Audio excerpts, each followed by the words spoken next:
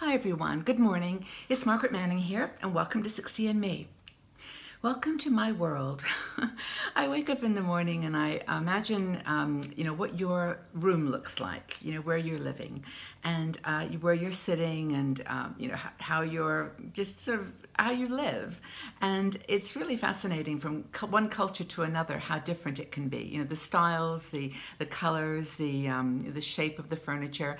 But, this is my world and I know you see it every day if you watch the video, and I welcome you here. This is how I feel comfortable. I've got lots of cushions and I'm surrounded by things that I love. I have my little lamp that has all kinds of shimmery colors on it, and I've comfortable furniture. But I'm very simplistic in my style. I'm very straightforward. But maybe you like more extravagant things and brighter colors, or maybe even simple black and white.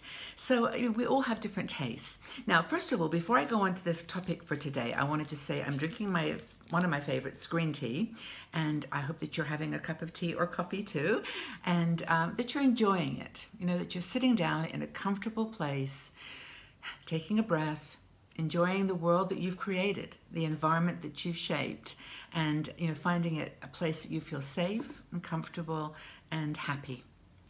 And I think that's what we kind of do with our homes, don't we? We kind of make them reflect our inner personality. I remember once doing an exercise where I had to answer questions to determine the words that described my personal style. And we've talked about this before, but my two words were cultured bohemian. I like sort of classic things, but I also like little quirky accessories as well. And the point of this exercise was to then say, how do you apply those two words to everything that you do? I mean, to the home you furnish, the places that you visit, all those things. How do they reflect that inner you? So when I was traveling a couple of years ago, in fact 2 summers ago in Denmark, I was introduced to a style which is very unique, and I actually love it. It's very simplistic. It's really a Scandinavian style. Simple lines, simple design, but warm, cozy. And I discovered for the first time this concept of hygge. I think it's pronounced hygge. Hygge. Now I know I'm doing this no justice, because I actually went online to find out how you describe this word hygge. It's spelled Hyggge. How would you pronounce that? But it's, according to the experts, it's hygge. Now, hygge is a word to describe a way of living. It's a philosophy for life in Denmark. And what it really stands for is a good moment, a perfect night together with family and friends. It's comfort, it's connectedness, it's charm, it's loveliness, it's simple, fragility. There's kind of a familiarity about it that makes you feel like you're in the right place, the right time, with the right people. So one of our bloggers, Kay Arthur, wrote an article about hygge. And I loved reading it because it reminded me of my time in Denmark. And I have some friends there, so I spent some time at their home. And the way that the food was prepared, brought to the table, there were candles on the table, there was a fire in the background, there were bottles of wine on the table. There were just some lovely little crystal pieces scattered about the table. And the curtains were just a thick, sort of pinky rose color. And the street lights from outside were shining in. It was just a beautiful setting. And that, according to Kay, in her description as well, is the perfect description of hygge. And of course, the long winter nights in Denmark can be pretty extreme. So I think that's how hygge got started, that you create an environment in your warm, cozy house that is all about social engagement and family and doing things that are fun and beautiful together. And it's a way of life. And it's, I could go on with the descriptions, but when I was in my friend's house and she showed me around all her rooms, and the beds were just full of cushions, just where you could just sink in and relax. And the pictures on the walls were very simple, but very beautiful and colorful. And she just created this home Not that it's right for everybody the way that she did it, but it had the feeling that you probably achieve in other ways. Anyway, basically, as Kay points out, it's a calm sea in a world of chaos and uncertainty. Hands up who can relate to that. It's a time right now where things are so delicate and so, in many cases, unhappy and violent, that we, in our homes, can create an oasis. A place where we feel safe and secure, and create kind of a familiarity in a world of strangers. We often don't even know who our neighbors are. So when we come into our home, and invite our friends and family here, we in the Hygge philosophy should make it feel like it's their home, that they're welcome, everything's okay with the world. And I don't know about you, but this does help me, to sort of day to day feel some calm in the midst of all the chaos around us. And also they say that children should be raised with this, that kids from the very beginning should appreciate the simple things, and be raised in homes that exude this kind of warmth. So how can you bring Hygge to your home? Here's some suggestions from Kay, and I suggest that you read the article because she really comes up with some nice thoughts. And the first thing is to do things that you love. Have impromptu dinners. Always have something, if you can, in the fridge that when someone pops over, or you can invite someone at the last minute, impromptu, that you've got something you can give them. And it doesn't have to be fancy.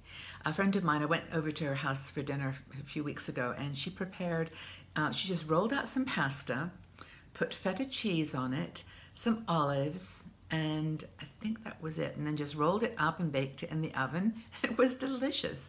And it was actually, to be honest, it was the way that she did it, the way she prepared it. It was, oh, no problem. I've got something here that we should have that will be good. It wasn't planned. It was just natural. So also, if you have overnight guests, put a little bowl by the bedside that's got some soaps and maybe a toothbrush, or little things that, even though they probably bought them with them, that they feel like you've thought of them. You've made it special.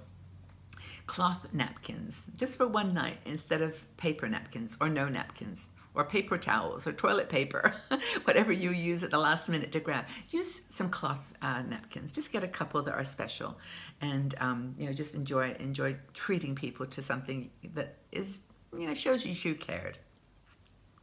Another thing that she says is, oh, by the way, I just looked at my notes here. Another thing she says about settings is make them quirky.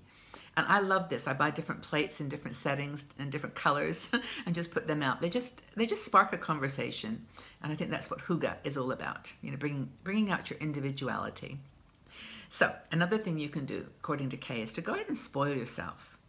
Every now and again, just buy something that makes you feel, I deserve that. It's for me. It's precious.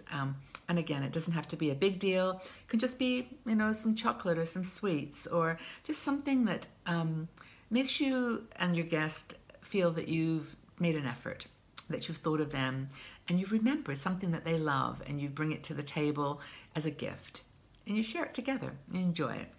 I think that's really, really cool. So those are a couple of things that, the cases you can try to develop Hygge, this Danish philosophy of life, into your world. And I think the key thing is, no one else is doing it. Well, just go ahead and start it yourself. There are some books, actually. I was in a bookstore the other day, and I've noticed that Hygge is getting a lot of press these days. There are a lot of people who are out there talking about Hygge, and because I think just instinctually, we know that that's a good way to live.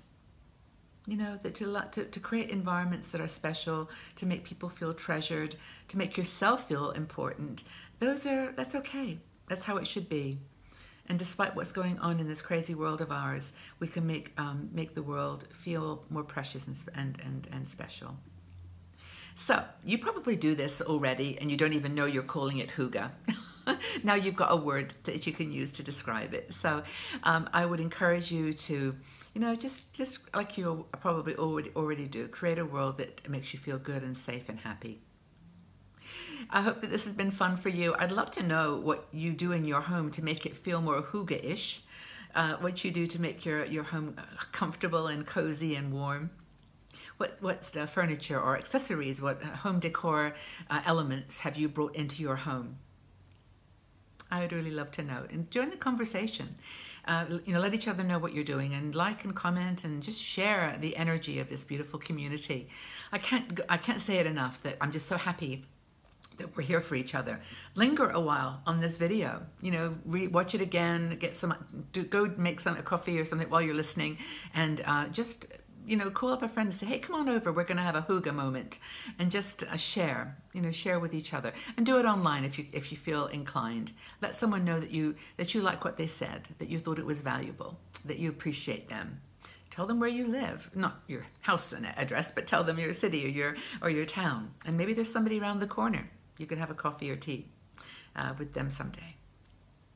Anyway, I appreciate you being here. Tell a friend, let everybody know that we're here and that we're anxious to have them join the community. We want more women over 50, 60, the better. We're here for each other.